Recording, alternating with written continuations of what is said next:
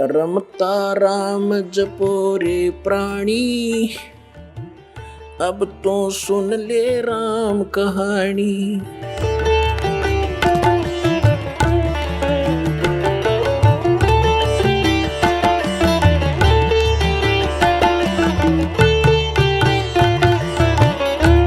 और एक नास्त्रे दमस नाम के महापुरुष हुए हैं, उन्होंने भी कंप्लीट दास के ऊपर आपने उसको पढ़ा भी होगा। ज्ञान गंगा के अंदर भी वो आपके लिए भक्तों ने बनाकर भेज रखा है, आपने पढ़ा होगा, नहीं तो पढ़ लेना।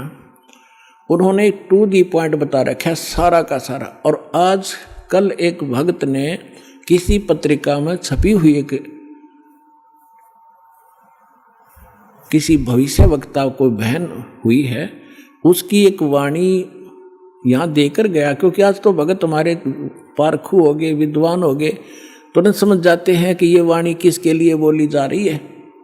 तो यहाँ देकर गए, उसको कल हमने देखा और आज आपके रूबरू कर रहे हैं, जिसके अंदर कमाल कर रखा है। यह पत्रिका जो दास आपको दिखा रहा है, ये केवल 2 पेज देकर गया कोई भक्त, यहाँ किसी भक्त को। इसमें पत्रिका का नाम नहीं है, लेकिन इसमें वाणी जो लिखी है यह कमाल की है, देखिएगा, यथार्थ है। इसका फिर भक्तों ने इस YouTube पर भी खोजा है, जो ज्यों का त्यों पाया है, देखिएगा। अब आपको पढ़कर सुनाएंगे।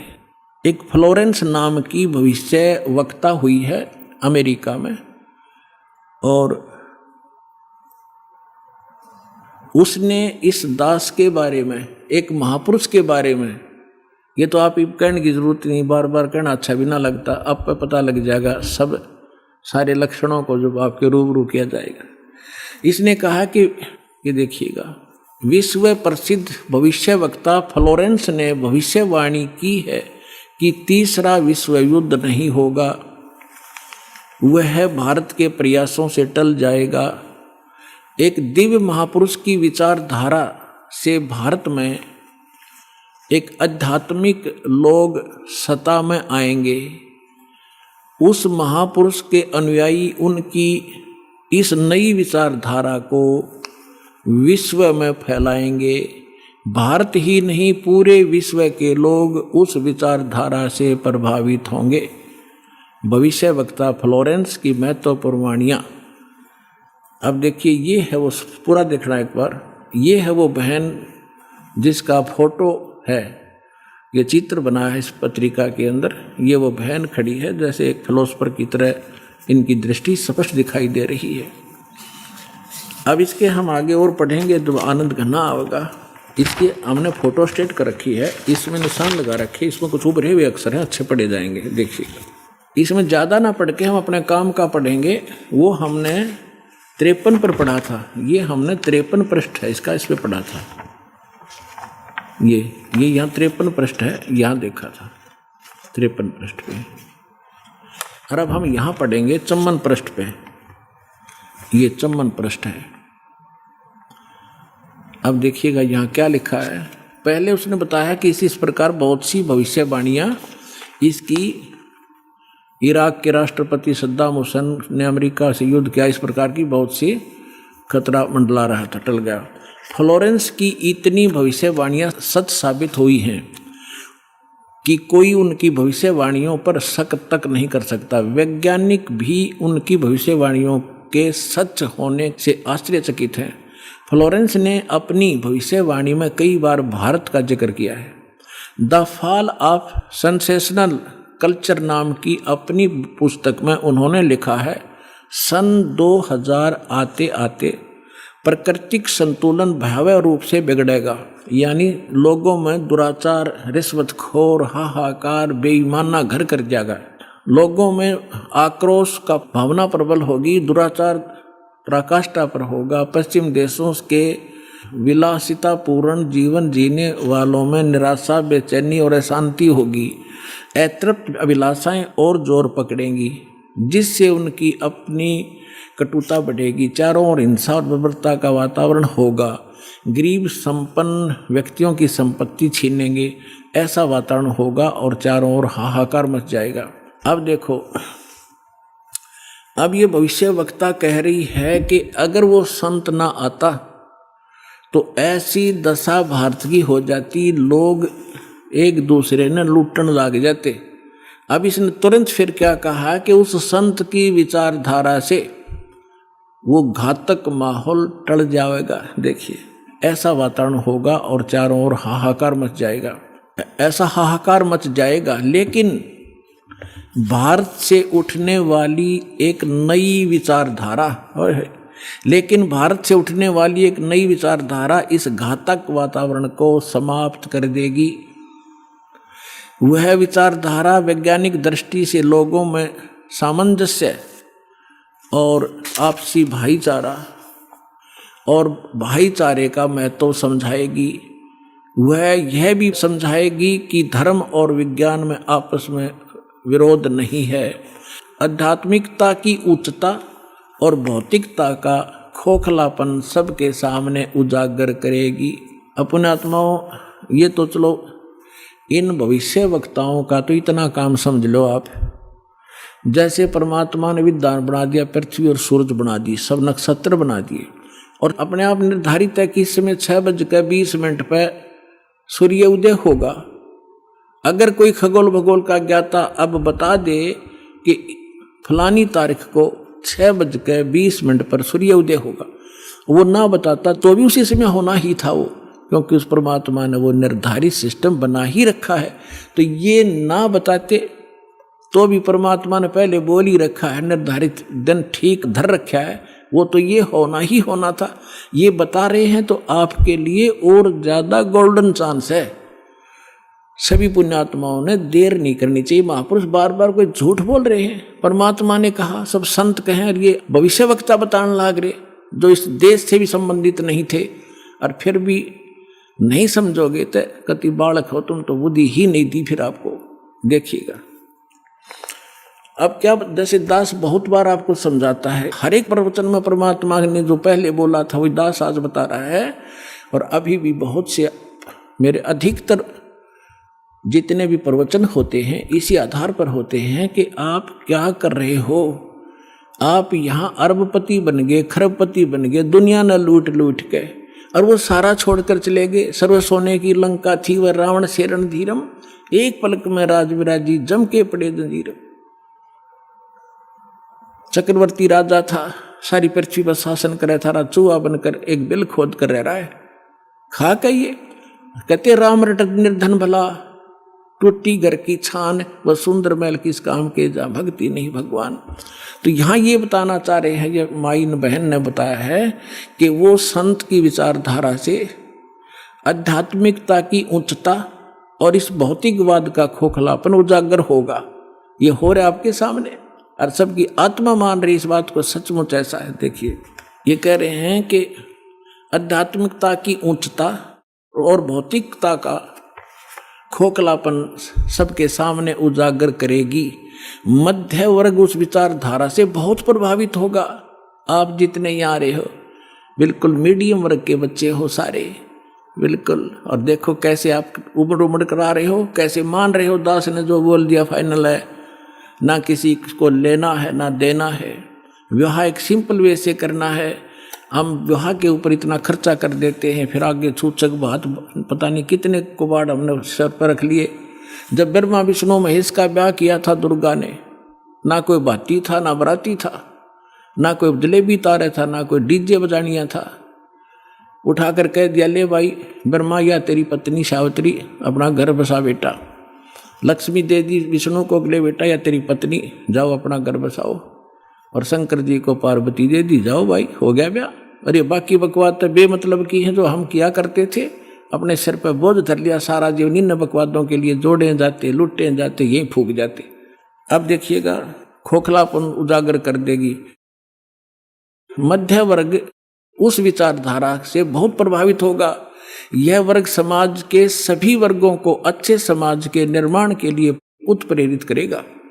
यह विचारधारा पूरे विश्व में चमत्कारी परिवर्तन लाएगी।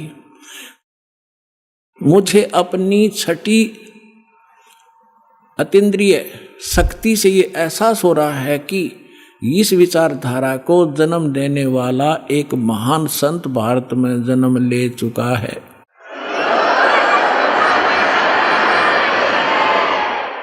ये देखिएगा, यहाँ लिखा है कि एक पत्रकार ने 1964 में फ्लोरेंस से पूछा था और 1980 की शुरुआत तक व्यापक उथल-पुथल 80-89 के बाद ऐसे भूकंप आएंगे कि न्यू जर्सी का कुछ हिस्सा तथा यूरोप और एशिया के कई देशों के स्थानों पर भूकंप से विदीर्ण हो जाएंगे, कुछ जलमग्न हो जाएंगे। तृतीय विश्व युद्ध का आतंक सबके दिमाग में बैठ जाएगा। वे इस युद्ध की तैयारी कर लेंगे, लेकिन भारतीय राजनेता नहीं, संत की तरफ से शिकार है, तीसरे युद्ध से वो समाप्त कर रहे। तो 1964 तक यह जीवे थी। 1964 में तो ये युवा थी जो बता रही थी, 10, 20, 30 वर्ष और भी रहेगी, 94-95 तक यह जीवे थी। तो इसने उस समय बता दिया था, 1964 में भी इसने बता दिया था कि उसका जन्म हो चुका है।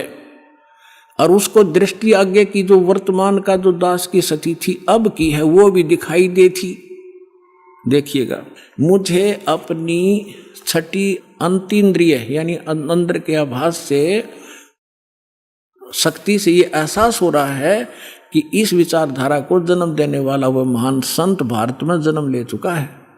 उस संत के ओजस्वी व्यक्तित्व का प्रभाव सबको चमत्कृत करेगा। उसकी विचारधारा अध्यात्म के कम होते जा रहे प्रभाव को फिर से नई स्फूर्ति देगी। चारों ओर आध्यात्मिक वातावरण होगा। ओए होए, दास बार बार कहता रहा है कि यदि परमात्मा इस दास के माध्यम से फिर से अपनी यथार्थ भक्ति नहीं प्रारंभ करते तो आने वाले 50 वर्ष के बाद हिंदुस्तान में कोई राम कहानियां नहीं पाओ, ऐसी हाहाकार मच जाती है। तो इसमें यही कहा है कि वो फिर गिरते हुए अध्यात्म सत्र को फिर से उभारेगा, इसका ये भावार्थ है। उस संत के ओजस्वी व्यक्तित्व का प्रभाव सबको चमत्कृत करेगा। उसकी विचारधारा अध्यात्म के कम होते जा रहे प्रभाव को फिर से नई स्फूर्ति देगा। चारों ओर आध्यात्मिक वातावरण होगा। संत की विचारधारा से प्रभावित लोग विश्व के कल्याण के लिए पश्चिम की ओर चलेंगे। धीरे धीरे एशिया, यूरोप, अमेरिका पर पूरी तरह छा जाएंगे। उस संत की विचारधारा से पूरा विश्व प्रभावित होगा।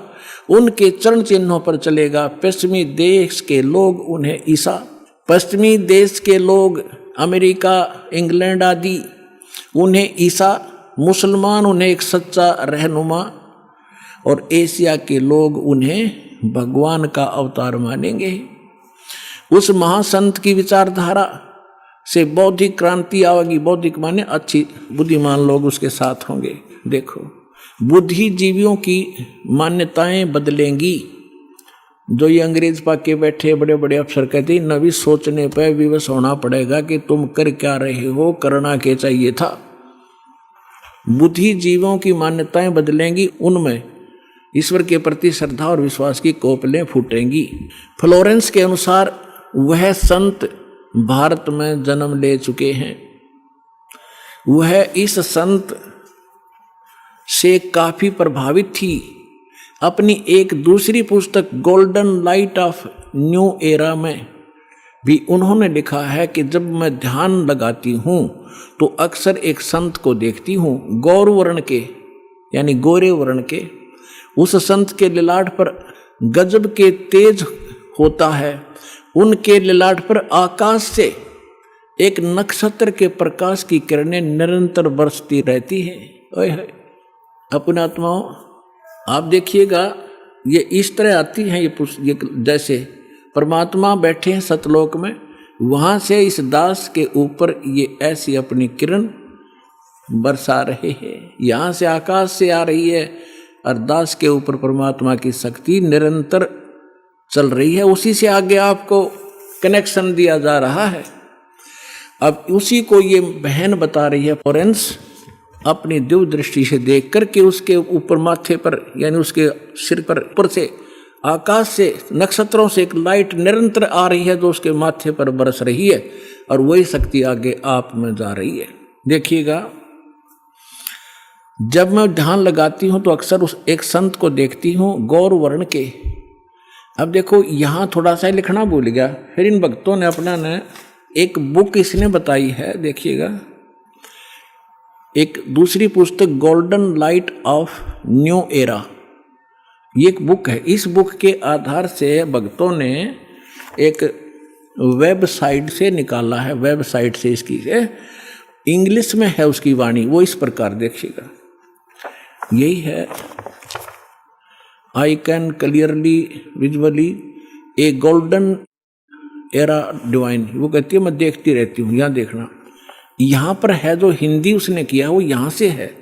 When I enter great flights of meditation I visualise, मैं देखती हूँ, ये क्या कहती है बहन कि जब मैं ध्यान की गहन ऊंचाइयों को छूती हूँ, यानी जब मैं ऊपर उड़ती हूँ ध्यान से, तो मैं क्या देखती हूँ, देखिएगा, when I enter great flights of meditation I visualise such a great sant who is fair skinned, यानी फेयर स्किन्ड माने साफ वर्ण का, गौर वर्ण का, विद वाइट हेयर, उसके बाल सफेद हैं, white hair, and without a beard and moustaches, वो बिना दाढ़ी मूछ का है।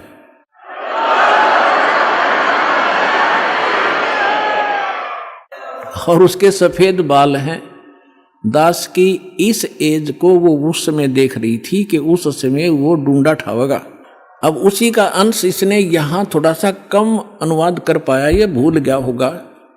इसने अपनी दूसरी पुस्तक golden light of new era में भी लिखा है, जब मैं ध्यान लगाती हूँ तो अक्सर एक संत को देखती हूँ गौर वर्ण के, आगे लिखना भूल गया, सफ़ेद बाल थे, बिना दाढ़ी मूछ का।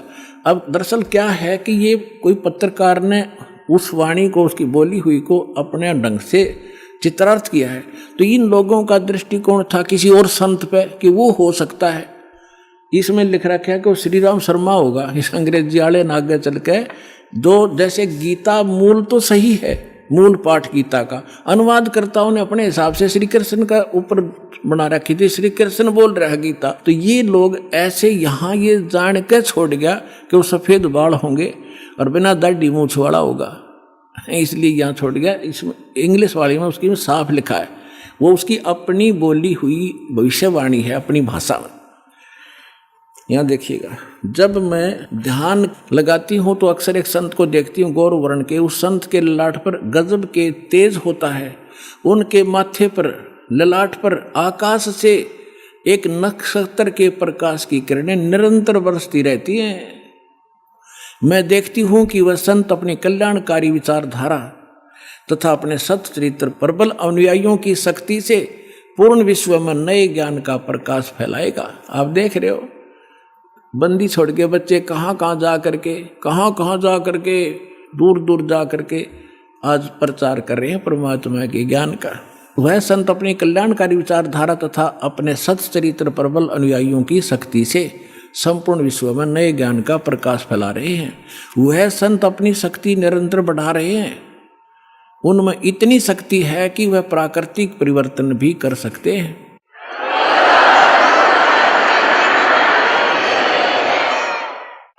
वह अपना कार्य वैज्ञानिक ढंग से करेंगे, उनकी कृपा और प्रयत्न से मानवीय सभ्यता में नई जागृति आएगी, विश्व के समस्त जनसमूह में नई चेतना का संचार होगा, लोक शक्ति का एक नया रूप उभर कर सामने आएगा, जो सत्ताधारियों की मनमानियों पर अंकुश लगा देगा। जो राजा लोग अपनी मनमानी बकवाद करते हैं, उस संत के अनुयायी उनको विवश कर देंगे कि बंदे बनकर रहो, बकवाद बहुत दिन कर ली तुमने। विश्व के समस्त जनसमूह में नई चेतना का संचार होगा, लोक शक्ति का एक नया रूप उभर कर सामने आएगा, और जो सत्ताधारियों की मनमानियों पर अंकुश लगा देगा, राजनेताओं के ऊपर। मनोचिकित्सक तथा सम्मोहन कला के विश्व प्रसिद्ध ज्ञाता डॉक्टर मोरे बर्स्टीन की फ्लोरेंस से अच्छी दोस्ती थी। एक बार फ्लोरेंस ने उनसे भी कहा था कि डॉक्टर, वह समय बड़ी तेजी से निकट आ रहा है, जब सत्ता लोलुप्त राजनेताओं की अपेक्षा आप जैसे समाज सेवकों की बातें अधिक ध्यान से सुनेगा। 21वीं सदी के आते आते एक नई विचारधारा पूरे विश्व को प्रभावित करेगी। हर राष्ट्र में सचित्र धार्मिक लोगों का संगठन लोगों के दिमाग में बैठी गलत मान्यताओं को बदल देगा। यह विचारधारा भारत से प्रस्फुटित होगी, भारत से चलेगी और विश्व के पूरे देशों में फैलेगी। मैं उस पवित्र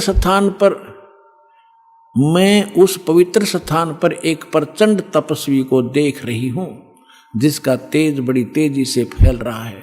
मनुष्य में सोए देवताओं को जगाने तथा धरती को स्वर्ग जैसा बनाने के लिए वह संत दिन रात प्रयत्न कर रहे हैं। एक पत्रकार ने 1964 में फ्लोरेंस से पूछा था कि क्या वह दुनिया का भविष्य बता सकती है। फ्लोरेंस ने इसके बाद जवाब में कहा था 1980 में ये होगा, 1990 में ये होगा, सारा कुछ बताया था। ठीक,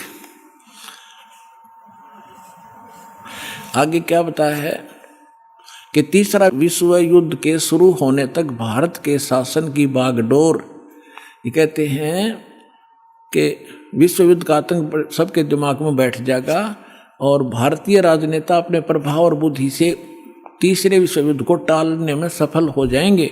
तीसरे विश्व युद्ध के शुरू होने तक भारत के शासन की बागडोर आध्यात्मिक वृत्ति के लोगों के हाथ में होगी, इसलिए उनके प्रभाव से विश्व युद्ध टलेगा। वे शासक एक महान संत के ओजस्वी तथा क्रांतिकारी विचारधारा से प्रभावित होंगे। वे उस संत के प्रति उसी तरह समर्पित होंगे जैसे वाशिंगटन स्वतंत्रता एवं मानवता के प्रति समर्पित थे। न्यूजर्सी की रहने वाली, न्यूजर्सी कोई शहर है अमेरिका में, न्यूजर्सी की रहने वाली फ्लोरेंस सचमुच एक विलक्षण महिला थी। एक बार नोबेल नामक एक व्यक्ति ने, इसने ये बताना चाहा, पत्रकार ने दिखाना चाहा है कि एक पत्रकार था अमेरिका का और वो इसका इंटरव्यू ले रहा था और वो इंटरव्यू टीवी पर चला रखा था डायरेक्ट लाइव। ये पूछ रहा कि तो आप एक संत के बारे में तो बहुत बता रही हो, लेकिन मेरे बारे में बताओ कुछ। जो प्रकरण इतना ही है जिसमें ना पढ़ के मैं वैसे बता दूं, जल्दी निमट जाएगी बात। तो फ्लोरेंस ने कहा कि तेरे विषय में बताऊं। उसका दायां हाथ पकड़ा और उसने कहा कि आप जो है किसी दूसरे राज्य में भी प्रचार प्रसार करेगा। तो वो कह रहा था, उसने इसमें लिखा है कि मैं उससे कह रहा था कि तू भला मजाक कर रही है मेरे साथ। अगर इस इंटरव्यू को मेरी महकमे वाले सुन रहे होंगे, मेरे बॉस, तो मुझे नौकरी से निकाल देंगे।